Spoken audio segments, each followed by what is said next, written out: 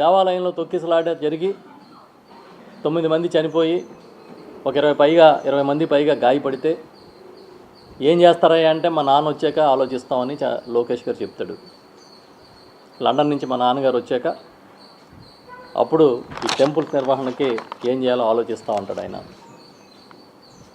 మరి మోంతా తుఫాను బాధితులు ఏంటి అని అంటే ఎవడన్నా పొలంలో ఎక్కడ పోయిందో చూసి రాస్తారు.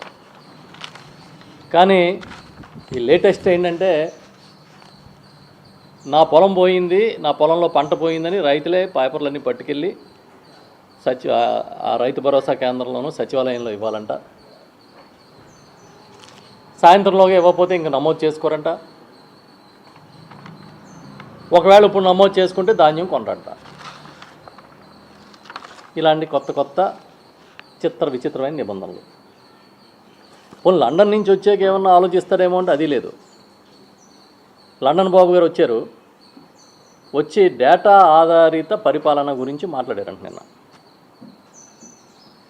చాలా ఆశ్చర్యం. అసలు డేటా లేకుండానే ఇన్నాళ్ళు పరిపాలన జరుగుతుందా? పోనీ మీకు డేటా అని రకరకాలు మాట్లాడతారు కదా. ఈ మధ్యన ఏదో గూగుల్ డేటా సెంటర్ అంటారు, ఏఏ అంటారు, క్వాంటమ్ వ్యాలీ అంటారు, అరక వ్యాలీ అంటారు, మీ నోటికి వచ్చింది చెప్తున్నారు కదా. అసలు ఈ రాష్ట్రంలో తుఫాన్లో ఎంతమంది రైతులు పంట పోయిందంటే డేటా లేదు. ఎంతమంది రైతులు నష్టపోయారంటే డేటా లేదు.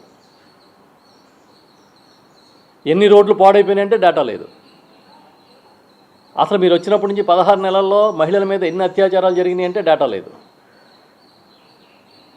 ఎన్ని మటలు జరిగినాయి అంటే డేటా లేదు. ఎంతమంది రైతులు ఆత్మహత్యలు చేసుకున్నారంటే డేటా లేదు.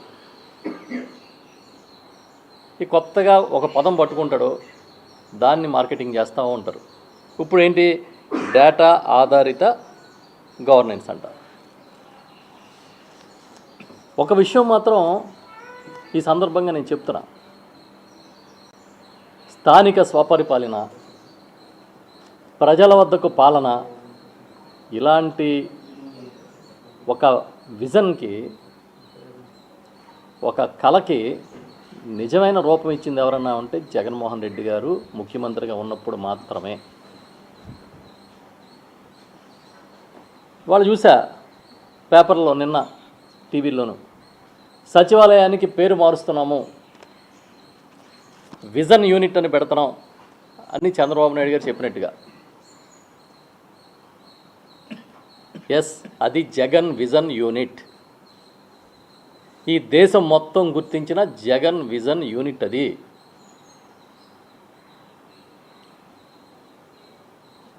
సచివాలయం అనేది ఒకటి పెట్టాలని, అక్కడ ప్రభుత్వ ఉద్యోగులు నియమించాలని, క్షేత్రస్థాయిలో సేవలు ఇంటి ముంగిటి తీసుకెళ్ళి అందించాలని, దానికోసం ఒక వాలంటీర్ వ్యవస్థ ఉండాలని, దానికోసం వివిధ విభాగాలకు సంబంధించిన ప్రభుత్వ ఉద్యోగులు గ్రామాల్లో ఉండాలని, ప్రతి 2000 మందికి ఒక సచివాలయాన్ని ఏర్పాటు చేసి ఒక యూనిట్గా పరిపాలన సాగించిన జగన్ ఇవాళకే కాదు, ఏ వాళ్ళకి కూడా 100% స్థానిక స్వపరిపాలనకి మార్గదర్శి.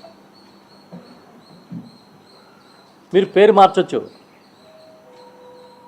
ఇప్పుడు సచివాలయానికి ఏదో విజన్ యూనిట్ అని పెడతామని నిన్న చెప్పి మళ్ళీ ఏమనుకున్నారో తెలీదు. రాత్రి మళ్ళీ ఇవాళ పేపర్లో విజన్ యూనిట్ అన్నాం కానీ ఇంకా పేరు పూర్తిగా పెట్టలేదు అని. మీరు పేరు ఏదైనా పెట్టండి, అది జగన్ విజన్ యూనిటే.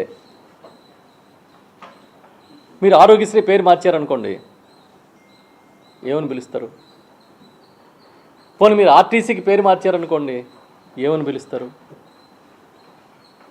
మీరు అమ్మఒడికి పేరు మార్చారనుకోండి, ఇవాళ ఏమని పిలుస్తున్నారు? మీరు రైతు భరోసాకి పేరు మార్చారనుకోండి, ఏమని పిలుస్తారు? ఇవన్నిటినీ ప్రజల కోసం సృష్టించిన వాళ్ళ పెట్టిన పేర్లే పిలుస్తారు. చంద్రబాబు నాయుడు గారు వచ్చి సచివాలయం పేరు మార్చినా కూడా అది జగన్ విజన్ యూనిటే, అది సచివాలయమే. ఇన్నాళ్ళకి క్షేత్రస్థాయిలో ఇలా ఒక సచివాలయం ఆధారంగా పరిపాలన ఇలా చేయాలని చంద్రబాబు నాయుడు గారు ఒప్పుకున్నందుకు మేము ఇప్పటికైనా ఈ ప్రభుత్వానికి కనువిప్పు కలిగిందనే విషయాన్ని మేము అర్థం చేసుకున్నామని చెప్తూ ఉన్నాం. పేరైతే మార్చవచ్చు కానీ సృష్టించిన వాడిని మార్చగలుగుతారా? వ్యవస్థను సృష్టించిన వాడిని మర్చిపోయేలా చేయగలుగుతారా?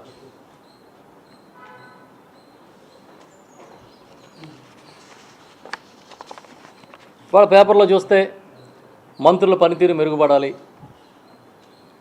ఎమ్మెల్యేలు పద్ధతి మార్చుకోవాలి, అధికారులు క్షేత్రస్థాయిలో పనిచేయాలి. Same story, same screen play, same direction, same dialogues. ఇప్పుడు కాదు, 96లో మొదటిసారి చంద్రబాబు నాయుడు గారు ఏం చెప్పాడో, వాళ్ళ సొంత మీడియాలో ఏ హెడ్లైన్లు పెట్టారో ఇవాళ అయ్యే పెడతారు.